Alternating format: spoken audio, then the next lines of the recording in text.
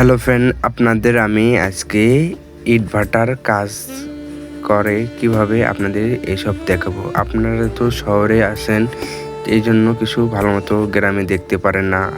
আপনারা ভাবেন ইট কিভাবে বানাই, এই জন্য আপনাদের নিয়ে আইসি আপনাদের ইট বানাই কিভাবে আপনাদের দেখানোর জন্য। আপনারা সবাই আমার ভিডিওর সঙ্গে থাকেন। সামনে দেখা যাচ্ছে বয়স্ক কাকু দাদুরা ইট কাটিচ্ছে। তাদের মনে কোনো দুঃখ নাই, শুধু ইট কাটতেই যায়। 1000, 1200, 500-600 টাকা করে তারা দিন হাজিরা কাজ করে। এই যে সামনে দেখতে পাচ্ছেন, ওনারা মাটি ঢিপি থেকে আস্তে আস্তে মাটি কোদাল দিয়ে সাইডে নিয়ে পানি ঢেলে দিচ্ছে, আর এদিকে শ্যালো মেশিন দিয়ে ওরা কাদো করতেছে। আর এইদিকে একটা পিচ্ছি ইটগুলো খাড়া করে দিচ্ছে যেন ভালো মন্দ শুকায়। আমরা তো শহরে থাকি, সহজে বুঝতে পারি না গ্রামে কীরকম কাজ কাম করি।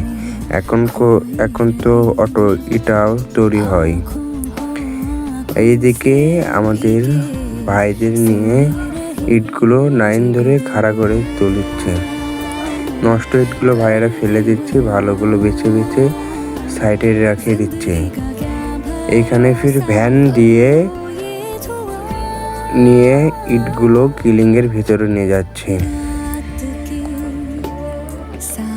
এগুলো এক টিপ শুধু 15 টাকা করে দেয়, 100 ইটটা। আর এদিকে ইট পোড়া হয়ে গেছে। আপনারা দেখুন, বয়স্ক দাদা ও নানারা চাচারা এগুলো ইট বের করছে বাসে বাসে, 1 নাম্বার ও 2 নাম্বার দেখে দেখে। এখানে খুব কষ্ট। এই যে ওপরে চুলা আছে, কয়লা দেওয়া হয় আর ইট পোড়ানো হয়। আর যে আমরা গ্রামীণ ভাষায় বলি, এটা বোমা, ইট ভাটার বোমা বলা হয়। গ্রামিক আঞ্চলিক ভাষা আমরা এইসব বলি। আর চারদিকে শুধু ইটটাতে শুকাতে দিয়েছে। আমাদের গ্রামের ইট ভাটা কত না সুন্দর। আপনারা যদি এইসব ভিডিও দেখতে চান, আমাদের পেজটাকে ফলো দিয়ে রাখুন। ধন্যবাদ।